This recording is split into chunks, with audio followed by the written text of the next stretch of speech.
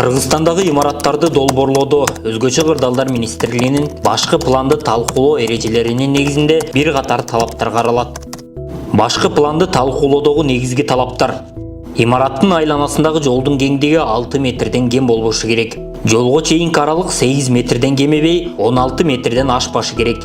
Өрткө каршы аралык өрт өчүрүүчү техникалар жана автошаты жайгашуучу аянтка шайкеш келүүсү зарыл. Имараттардын аралыгында да тийиштүү аралык сакталышы керек.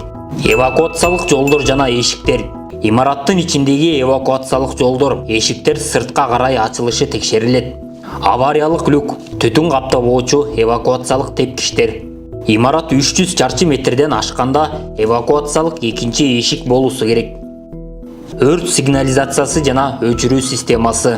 Имарат өрткө каршы сигнализациялар менен камсыздалуусу зарыл. Автоматташтырылган өрт өчүрүүчү системасы жайгаштырылса, анда талаптар толук аткарылган болот. Суу менен камсыздоо. Имарат сөзсүз түрдө суу менен камсыздалуусу керек.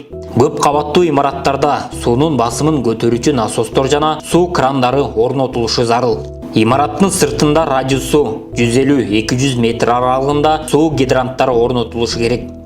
Газ сигнализациясы. Долбоордо газ сигнализациялары да каралышы керек. Жаңы имаратта электр менен камсыздоо туура мерчемделиши керек. Эгерде жогорудагы талаптардын бири да аткарылбаса, долбоор сунуштамалар менен артка кайтарылат.